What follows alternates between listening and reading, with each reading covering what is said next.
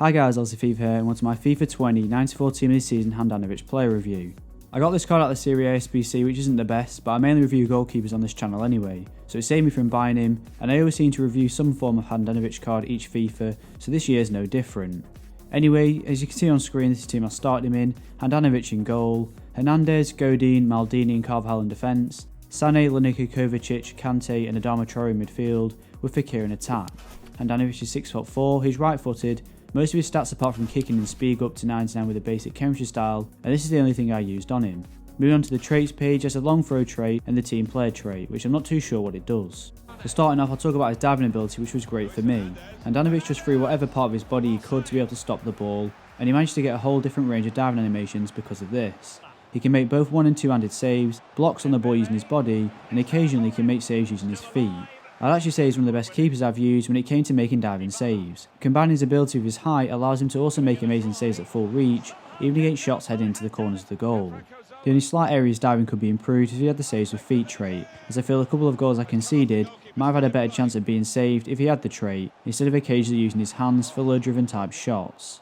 Next, his reflexes, which like his diving were great for me. I'd say that he doesn't make as many crazy reflex saves as some of the more acrobatic goalkeepers, but he's still more than capable of making those game-winning stops, putting him up there as an elite-level goalkeeper and someone you can trust to save you in the weekend league.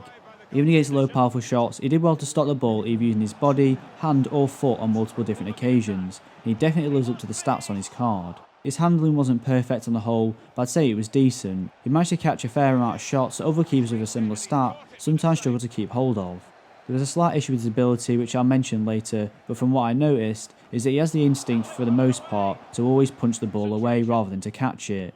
Most of the time you'll see goalkeepers do this from crosses and corners. However, Handanovic often punched the ball in open play from things such as chip through balls where other keepers might try to hold on to the ball.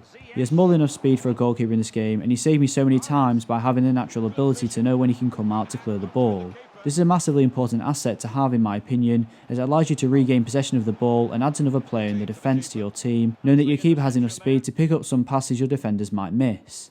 Distribution wise, this card was okay. He does have a long throw trait, which is perfect, as it allows you to throw the ball out much more quickly and accurately than trying to kick it.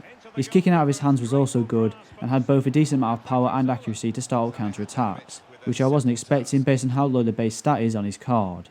His positioning in my opinion is up there with his diving as one of the best aspects of the card. He always seemed to be in the right place at the right time to deal with any incoming pressure. He made a lot of saves that didn't really require him to move much or stretch too far to reach the ball, showing how well positioned he is most of the time. He was especially great at coming out manually to meet attackers, because if he didn't manage to get the ball first, he was always in line with the attacker to give himself the best angle and coverage of the goal. There are only two main negatives I noticed with this card, the first and most important one being that he did sometimes push or deflect the ball back into a dangerous position.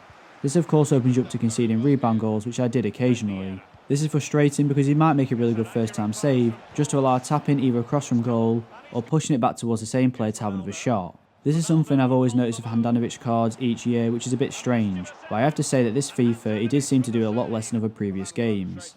The final negative was his 2-star weak foot, which most of the time is an avoidable issue, but if you can't shift the ball onto his stronger foot for a clearance, then it might cause you some problems. When I was using his stronger foot, kicking the ball from the ground was okay. However, in his weak foot, the kick lacked power and accuracy, and he'd often just hit it along the floor, making it easy to intercept. So overall, I'm with 94 Team of the Season Handanovic, a 9.5 out of 10. He was actually really good for me and lived up to the stats on his card, which is what you're paying for. His diving, reflexes and positioning make him very difficult to beat from any range, and combining those stats with his height allows him to make some amazing stops at full reach that a lot of other goalkeepers will struggle to get a hand to. His speed was also great considering his height, and as a whole this card is perfectly balanced in his abilities. Thanks for watching. If you enjoyed the video, please leave a like and don't forget to subscribe. And to question future content, please leave a comment in the comment section below, and I'll be sure to reply.